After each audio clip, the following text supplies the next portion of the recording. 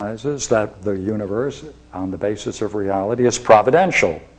And that means prior to intellect, even before intellectual functioning, there is a beneficent quality to the very heart of reality, which one cannot speculate about alone, but can encounter through this kind of an experience. Now, what's it like to describe, what do people like? How do they describe it? Well, I have a couple of quotes here from Plotinus, and I thought I'd give you one of them. And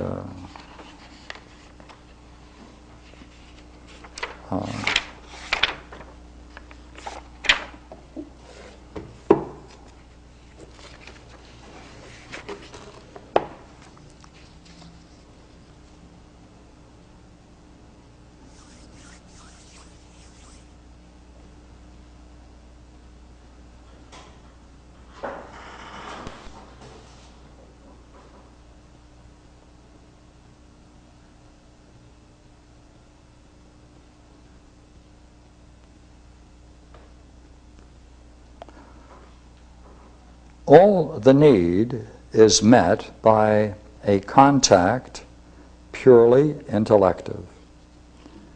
At the moment of touch, there is no power whatever to make any affirmation. There is no leisure. Reasoning upon the vision is for afterwards. We may know we've had the vision when the soul has suddenly taken light. This light is from the Supreme and is the Supreme. We may believe in the presence when, like that other God, on the call of a certain man, he comes bringing light. The light is the proof of the advent. The light is the proof of the trip, the journey. Thus, the soul unlit remains without that vision. Lit, it possesses what it sought. And this is the true end set before the soul. To take that light, to see the Supreme by the Supreme and not by the light of any other principle. To see the Supreme, which is also the means to the vision. For that which illumines the soul is that which it is to see, just as it is by the sun's own light that we see the sun. Now, how is this to be accomplished? Cut away everything.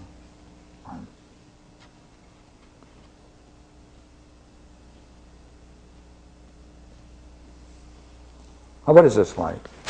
All life belongs to it. Life brilliant and perfect.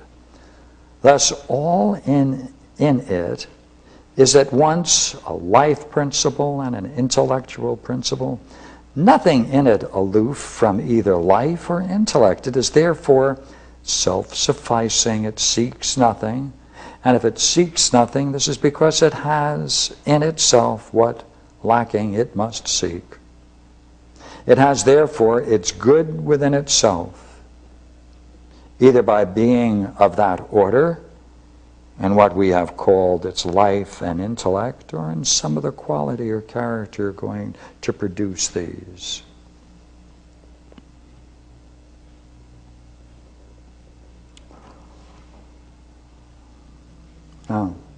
Now he's talking about what it is. Right? What is it? See, remember what we asked before?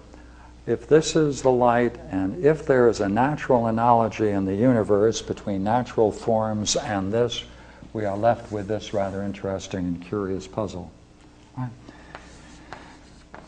If the soul then can experience this luminosity, and in the waking world, right, we can then encounter things that we see because of the light. And if there must be a source to the light, the sun,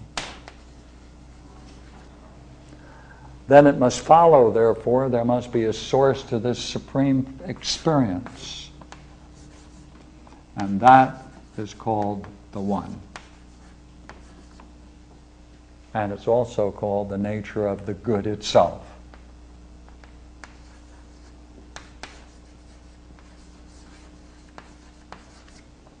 Capital, right?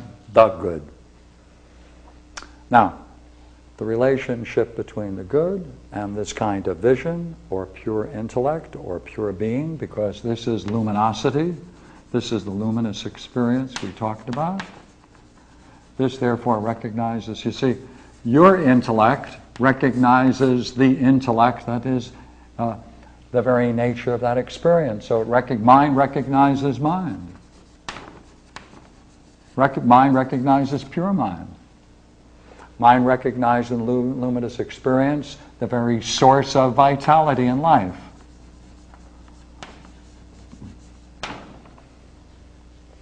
In that overwhelming experience, phenomenologically, that's an experience of what is called in Plato the perfection of beauty, or beauty itself. But now look what we've called it. We called it mind, we called it vitality, we called it life, we called it supreme. We said phenomenologically, in terms of experience, it's beauty, pure beauty. Let's say it's 1, 2, 3, 4, 5 things we're saying about it, therefore it can't be the one. Therefore the one, if it is the source of that, must hold an even more sacred position than this luminous experience of the divine. Now that, of course, is going to be another subject of the problem of the one and the many on the highest level. Right? Why did we come to that? We said in this magnificent experience, it has a unity. A unity of life, vitality, luminousness, mind, or intellect.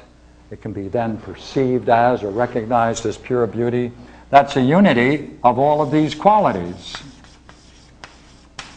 That's a many. That's a many.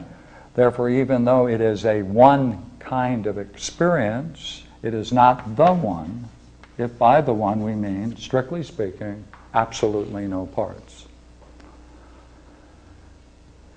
So, we've taken the trip of the journey of the soul, brought you back to the one-many problem, and that's what I wanted to do. So let me throw it open.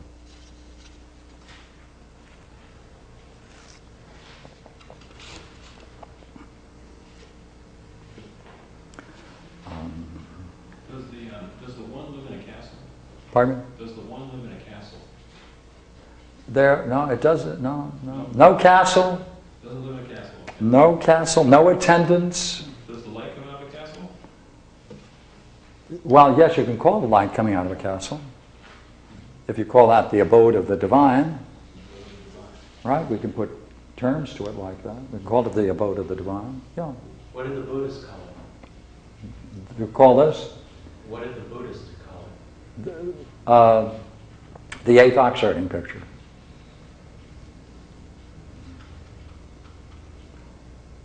They also call this Buddha nature. Some very fine descriptions of this are found in many works. Three Pillars of Zen is a good one for it. Yeah, this is the. I think a good number of people would agree. I think it's the eighth oxherding picture. There's something therefore beyond it. See, the difficulty with this is that this is something you can go in and out of, and therefore you carry it in your memory, so to speak. It becomes part of you. But it's also something, therefore, that you might cling to, be proud of having, think you're good enough to have had it, build all kinds of images in your mind because of it, and this